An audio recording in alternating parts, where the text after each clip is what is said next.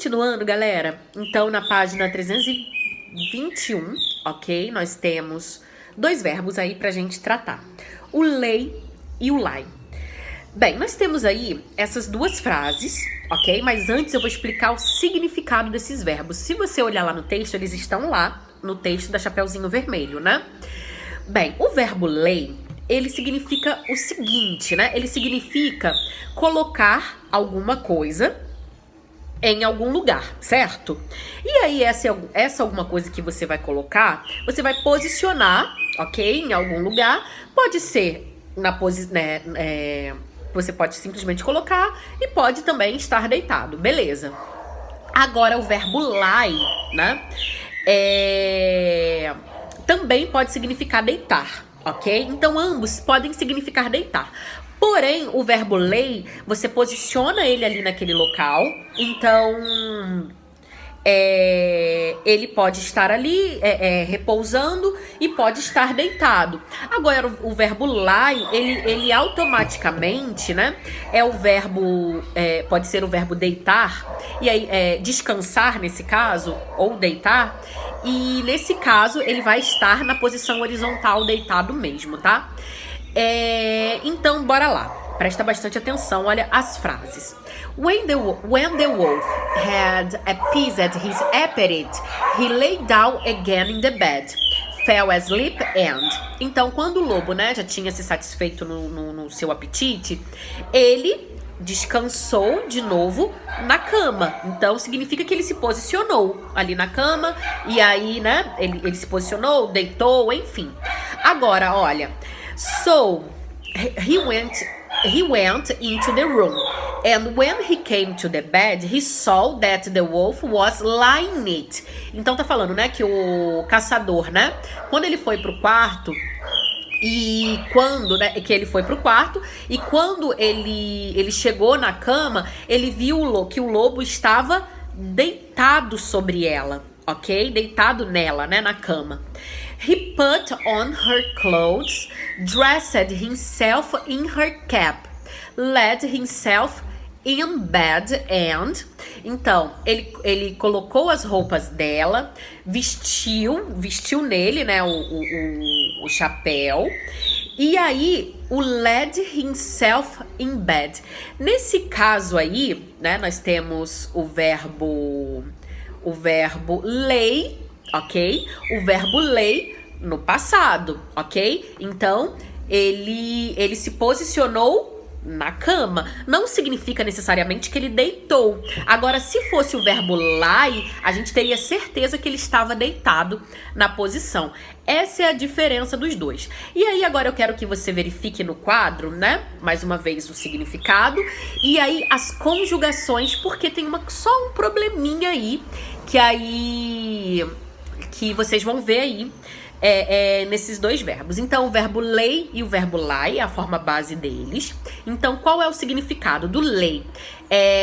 Posicionar alguma coisa, né, em algum local, ok? E aí pode estar na posição horizontal, ok? No presente é o lay, né? Se tiver conjugado na terceira pessoa no he, she, lembra que vai ser he lays, she lays, ok? Aí no passado, o lay passa a ser led. No passado, particípio led. E na conjugação, no presente, particípio, né?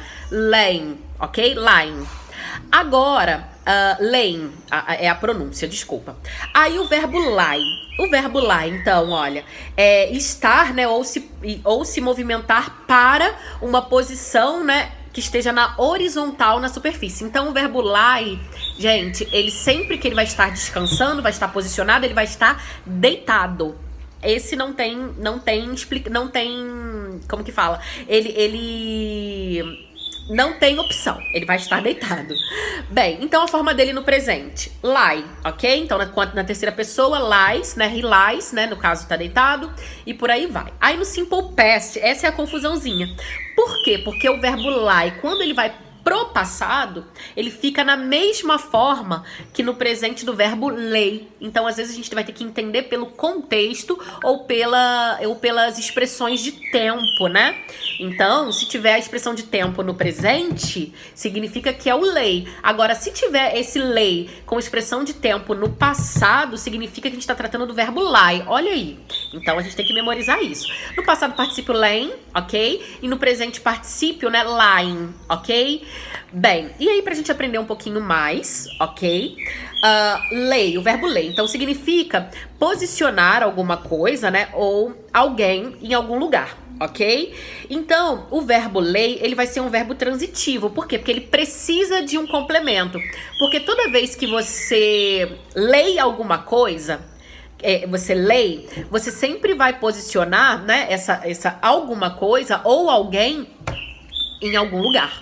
Então, esse verbo, ele vai exigir um complemento, ok? Ele vai exigir um complemento e um objeto que se refira a alguma pessoa, ok? Por exemplo, aí na frase, olha, I led my son on the bed.